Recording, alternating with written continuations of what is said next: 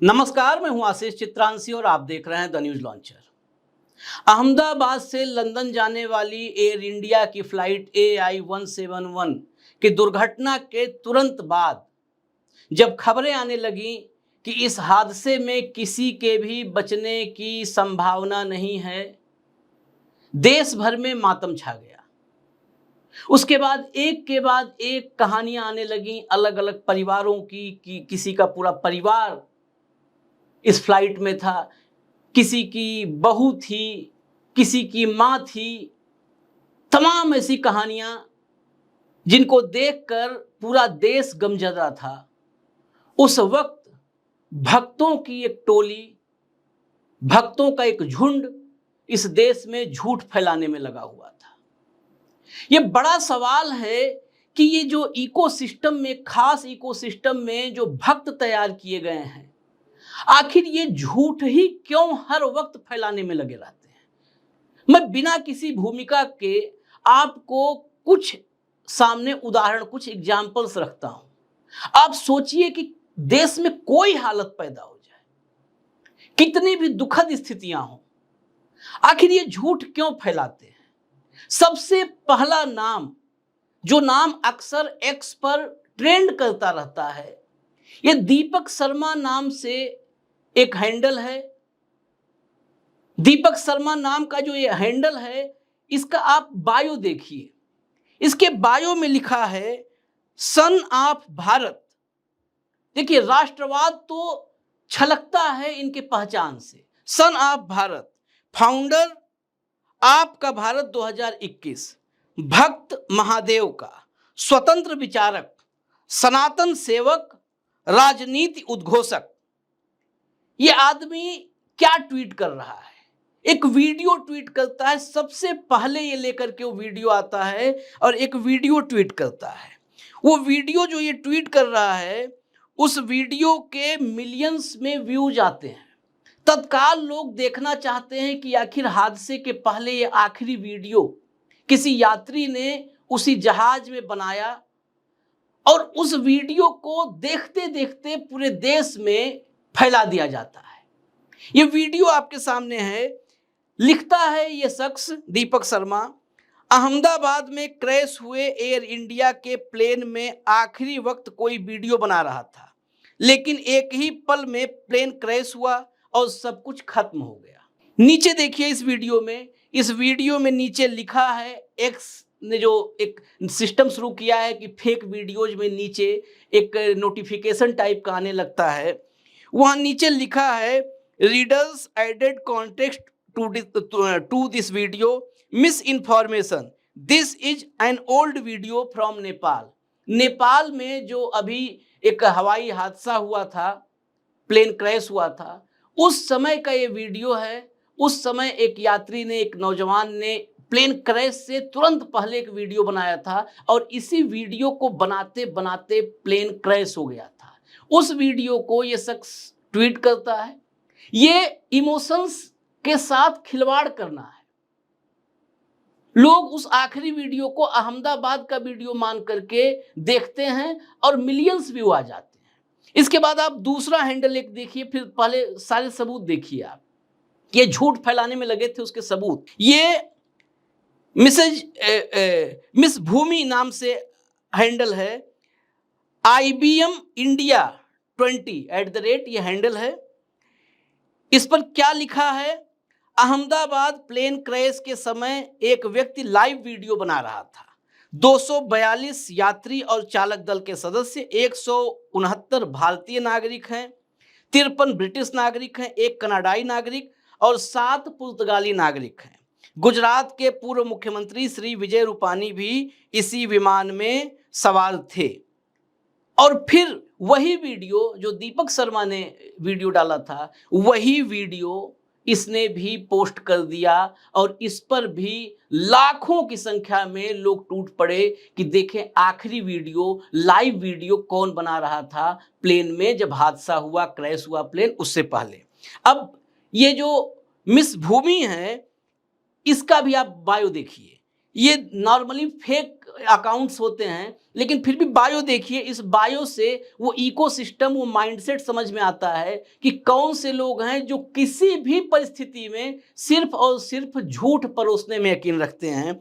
देखिए, business consultant, आगे सनातनी, सोशल एक्टिविस्ट, राष्ट्रवादी, सनातनी और राष्ट्रवादी ये कॉमन रहता है, पर्यावरण संरक्षक, traveller, all my tweets are in the highlights. सनातनी और राष्ट्रवादी ये मिस भूमि है। मिस भूमि का एक ट्वीट मैं और आपको इसमें दिखाऊंगा।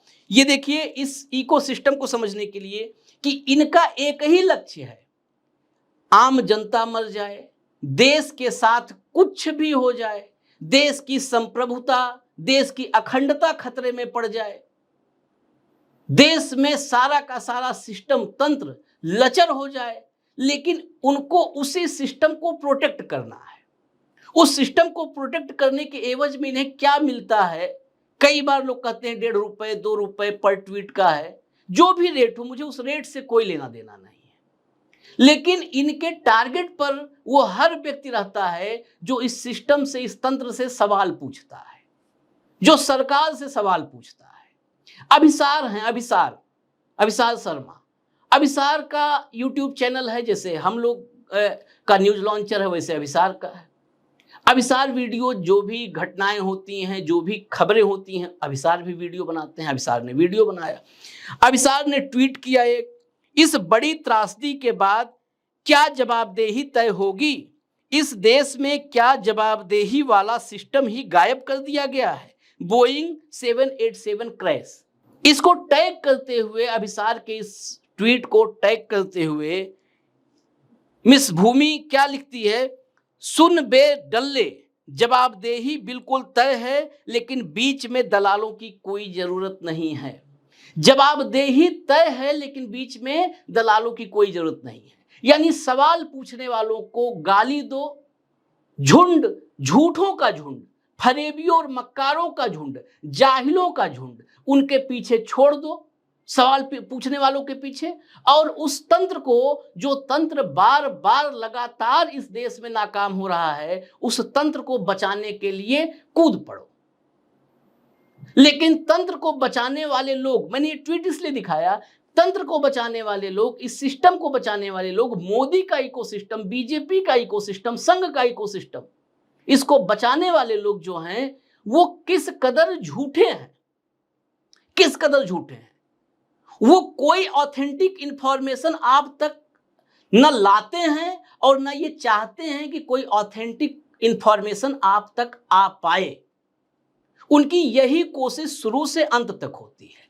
अब इस सिस्टम, इकोसिस्टम के भीतर ये जो पनपे हुए लोग हैं, वो चाहे पेड हो अनपेड हो, इस विषय पे नहीं जाऊंगा, लेकिन जो भी हैं, वो आखिर कैसे इस मुकाम तक पहुंच गए कि उनके लिए झूठ ही अंतिम, उनका जो कहते हैं ना आखिरी लक्ष्य, अंतिम लक्ष्य सिर्फ और सिर्फ झूठ फैलाना है। दरअसल 2014 के बाद से इस इकोसिस्टम को बहुत सावधानी, सतर्कता और शातिर दिमाग के साथ तैयार किया गया। ये वो इकोसिस्टम है जो बैरियर का काम करता है, बैरिकेडिंग का काम करता है, बैरिकेडिंग के उस पार बैठे लोगों के लिए जो सत्ता में है। इनको ट्रेंड किया गया कि सिर्फ और सिर्फ झूठ फैलाना है, प्रोपेगेंडा फैलाना है, जिसके बारे में अमित शाह ने युवा कार्यकर्ताओं को संबोधित करते हुए जयपुर में खुद बोला था। कई बार हम उसकी चर्चा कर चुके हैं, सुनवा चुके हैं आपको। अब ये उस झूठ की दुनिया में रहते रहते, ये मेरे निजी विचार हैं कि उस झूठ की दुनिया में रहते रहते इनको एक नेचुरल हैबिट इनके अंदर डेवलप हो गई है कि सत्य सामने पड़ा हो तो भी सत्य को छोड़ करके ये दूर दराज इलाके में निकल जाते हैं झूठ तलाशने के लिए। वहां से झूठ लेकर के आते हैं और आपके सामने उस झूठ को परोसते हैं, क्योंकि सत्य से इनका अब कोई वास्ता ही नहीं रहा। सत्य के साथ ये चल ही नहीं सकते हैं। वो चाहे इमोशनल मसला हो, सोशल मसला हो, पॉलिटिकल मसला हो, देश के संकट का मसला हो, कोई भी हालत हो, लेकिन ये आप तक सिर्फ और सिर्फ झूठ लाएंगे। उस झूठ की दुनिया में ये तो मैंने एक एग्जाम्पल रखा है। इसके साथ ही जैसे ही प्लेन क्रैश हुआ, तमाम गोदी चैनलों ने एक अलग नैरेटिव, जिसको कॉन्स्पिरेसी थ्योरी कहते हैं, वो बनानी शुरू कर दी थी। हालांकि नाकाम हो गया, लेकिन कहीं ना कहीं संदेह के बीज आपके मन में डालने की कोशिश तत्काल शुरू कर दी थी। संदेह कि कहीं इसके पीछे कोई साजिश तो नहीं है, कहीं इसके पीछे कोई आतंकी प्लान तो नहीं है। ये मन में भ्रम डालने का काम शुरू कर दिया, और इस काम में बाकायदे इस देश के तमाम पॉलिटिकल एक्टिविस्ट से लेकर के पार्टियों के कार्यकर्ता और गोदी मीडिया के बड़े बड़े चैनल के बड़े बड़े एंकर इस काम में लग गए। एक एग्जाम्पल हमने बताया था कि जब सबसे पहले एक बड़े चैनल के बड़े पुराने एंकर ने ये दलील दी कि मैं कॉन्स्पिरेसी थ्योरी की बात तो नहीं कर रहा, लेकिन एक सवाल है कि जब ये प्लेन क्रैश होने जा रहा था, उस वक्त कौन अपनी खिड़की पर मोबाइल लेके खड़ा था और ये वीडियो शूट कर रहा था।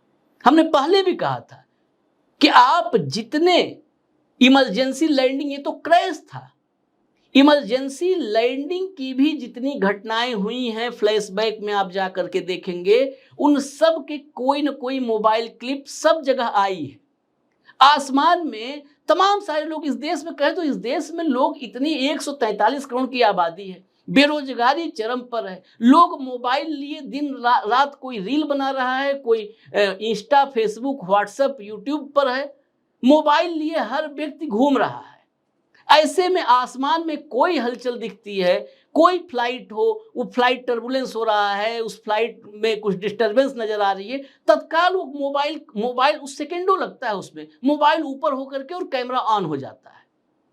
ऐसे में इस पर संदेह, इस आधार पर संदेह आपके मन में, ये बहुत लोग कह के निकल जाएंगे कि एक बात की अपने मन में पैदा हुआ, जो सवाल था वो रख दिया, लेकिन यह सवाल कितने सातिल तरीके से रखा जाता है कि सामने वाले तमाम ऐसे लोग जिनका मन डामाडोल है, उनके मन में संदेह का एक बीज बो दिया जाए कि कहीं इसके पीछे कोई साजिश तो नहीं। ऐसे भी पोस्ट, मैं उन पोस्ट्स को नहीं लाना चाहता, लेकिन ऐसे भी एक्स पर पोस्ट डाले गए जिसमें यह कहा जा रहा है कि कहीं ये वहां पर एक सुनियोजित प्लान के तहत एक विशेष राजनीतिक दल को या सिस्टम को बदनाम करने के लिए तो नहीं किया गया। बाकायदे लंबे लंबे पोस्ट मेरे मोबाइल पर हैं, लंबे लंबे पोस्ट इसके लिए बनाए गए। वो लंबे लंबे पोस्ट डाले गए कि जो फ्यूल टैंक है वहां से इंजन की सप्लाई जो होती है, उस सप्लाई को बंद किया गया। उस सप्लाई को बंद करने के बाद 30 से 45 सेकंड तक ही इंजन काम कर सकता है। जो पाइप में फ्यूल होता है, बस वही पाइप का फ्यूल कंज्यूम करता है इंजन, और उसके बाद इंजन बंद हो जाता है, और इसीलिए क्रैश हुआ होगा। ये थियरी भी तमाम लोगों ने व्हाट्सएप पर, मेरे व्हाट्सएप पर भी कुछ लोगों ने भेजा है कि ये चल रहा है, आपको सामने लाना चाहिए ये सब विषय, कि ये देखिए ये कौन सा नया नैरेटिव चलाने की कोशिश हो रही है। फ्यूल टैंक से, अगर ये कितना सामान्य सा है, मैं एरोनॉटिक्स का और एविएशन का स्टूडेंट नहीं हूं, न विशेषज्ञ हूं, लेकिन सामान्य बुद्धि से आप सोचिए कि फ्यूल टैंक से अगर इंजन की सप्लाई ही वहां से बंद कर दी जाएगी, ऑफ कर दी जाएगी, तो इतने हाईटेक अत्याधुनिक विमान जो आ रहे हैं, क्या वहां पर इसका भी कोई सेंसर नहीं होगा? एफडीआर जो फ्लाइट डाटा रिकॉर्डर होता है, क्या वो नहीं बताएगा कि फ्यूल पाइप में प्रेशर नहीं है? अगर फ्यूल टैंक से ऑफ कर दिया जाए स्विच, इंजन तक सप्लाई फ्यूल की रुक जाएगी, तो क्या पाइप में प्रेशर तो कम होगा? ये तो पता चल जाएगा। कोई भी विमान के किसी भी हिस्से में कोई चीज बंद किया जाए तो क्या पायलट के पास कॉकपिट में ये शो नहीं होगा? क्या इसका इंडिकेटर नहीं होगा कोई? मुझे नहीं पता है, मैं संपर्क कर रहा हूं कुछ प्रोफेशनल पायलट से जिन्होंने अपने जीवन में 8-10 हजार घंटे विमान उड़ाया हो, उनसे भी संपर्क कर रहा हूं, एक आध से बातचीत हुई है, उनको भी लेकर के हम आपके सामने आएंगे। लेकिन क्या ये मुमकिन है एक सामान्य बुद्धि से लेकिन ऐसी थ्योरी चलाई जा रही हैं, ये सारा का सारा एक ही मकसद है, जो जवाबदेही की बात इस प्लेन क्रैश के बाद शुरू हुई थी कि जवाबदेही तय हो। कौन है जवाबदेह? ये विमान जो है ड्रीम लाइनर के विमान हैं बोइंग 787, ये सबका सौदा कब हुआ था? इसके सौदे के पीछे कौन लोग थे? ये पिछली सरकार में प्रफुल्ल पटेल, यूपीए सरकार में हुआ, ये भी बता दें। गठबंधन की सरकार थी, गठबंधन पार्टनर एनसीपी की तरफ से प्रफुल्ल पटेल थे, एविएशन मिनिस्टर थे। उस पर हमने पूरा आपको दिखाया है जो उस पूरे केस पर कितना बवाल हुआ इस देश में, पॉलिटिकल राजनीतिक बवाल हुआ। सत्ता में एनडीए आई तो सबसे ज्यादा सवाल खड़ा हुआ। सुप्रीम कोर्ट ने उसकी सीबीआई जांच के आदेश दिए, लेकिन फिर जो है अजित पवार के साथ प्रफुल्ल पटेल पार्टी तोड़ करके भाजपा के साथ आ गए और क्लोजर रिपोर्ट लगा दी गई, एफआईआर लगा दी गई, उसमें क्लीन चिट मिल गया। सरकार आने के बाद, ये सरकार, नई सरकार आने के बाद मोदी जी वाली, इसमें भी फिर जो है 10 विमानों का ऑर्डर किया गया। जिस विमान पर सवाल थे वही ऑर्डर किया गया। सवाल तो टाटा पर भी खड़े होंगे, खड़े इसलिए होंगे, टाटा पर आज तक एक औद्योगिक घराना है जिस पर कभी सवाल नहीं खड़ा हुआ। रतन टाटा के रहते शुरू से लेकर के उस पूरी जनरेशन और फिर रतन टाटा, वहां तक तो कभी कोई सवाल करने कभी सोचा भी नहीं, क्योंकि ये समूह, ये औद्योगिक समूह देश के प्रति हमेशा समर्पित रहा।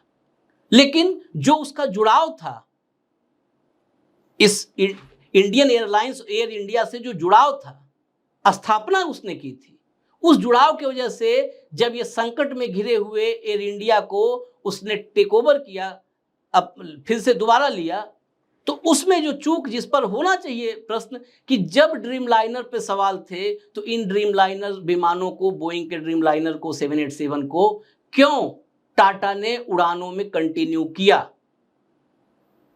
खैर, ये विषय फिर विषयांतर हो जाएगा, दूसरे विषय पे हम चले जाएंगे। इस ड्रीम लाइनर पर सवाल है, ड्रीम लाइनर पर सवाल इस हादसे के बाद नहीं है कि हादसा हो गया तो हम मनगढ़ंत सवाल पैदा करने लगे। इस पर सवाल पहले से हैं, आज से नहीं है, सालों से है। अमेरिका में इस पर जांच शुरू हुई। बोइंग के इंजीनियर ने बगावत करके, कंपनी छोड़ करके, पब्लिक डोमेन में बोइंग में खासकर ड्रीम लाइनर के निर्माण में जो लापरवाही हो रही है जल्दबाजी में, उसका खुलासा किया।